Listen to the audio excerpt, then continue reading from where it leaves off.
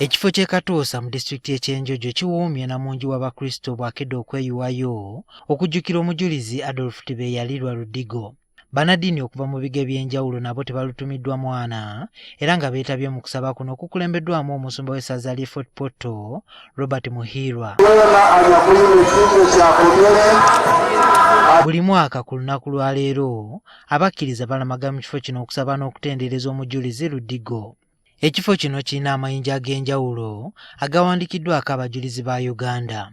Abantu basaba ebyetaago byabwe era ne ku luno bwe gubadde. Abalala babireeta mu buwandiike ne babiteekawo wansi.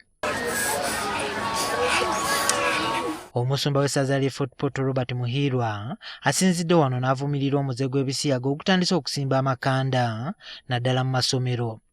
Asabye abakulira amasomero okufuba okugulwanyisa nga basomesa abayizi okugwewala. Abazaire kurora ngu twegese abaana baitu okuba n'okwenihira n'ebike ebe nabyo kandi ekikulu kya byona nukwo okulwanirira oburukwera.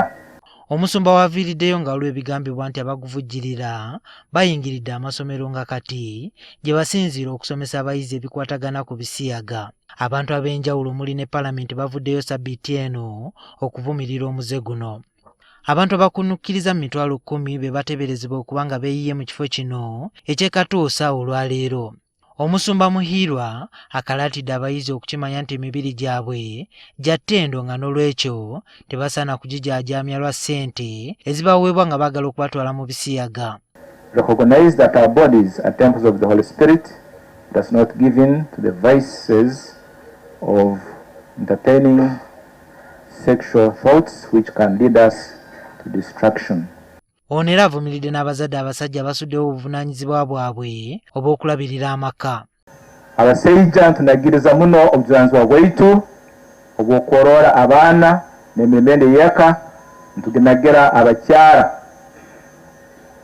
na muno okworora abaana. Ku mukolo guno omusumba Muhirwa awaddeyo tractor 3 eri dinari 3 mu ssaza lino okuyambako Abakristo okwenyigira mu bulimi. Babeetabye mu kulamaga baliko bye batubuulidde bye bafunyeemu. Omukeesa wange ne Dulf. Omukeesa wange nandereyo.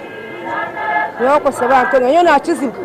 Ebikozerwa n'ebyamahano abasize okukiza abarwire nyamwingi yakora ebyamahano ababe bazingazingirwa yabakiza. Minisita eby'obulambuzi Tom Butime nga yakiikiridde gavumenti alangiridde ng'ekifo kino eky'e Katoosa bwe kifuuse eky'ebyobulambuzi. Nambera abantu ne basobola kuruga aheeru hono oku ne bayija mu Uganda nk'abalambuzi kyokka bezire kulambula ne bakusoma kandi bakoleki basabe. Kati gavumenti yakusitukiramu okulaba ng'ekyongeramu amaanyi okutuuka ku mutindo gw'ebyobulambuzi ogusaanidde.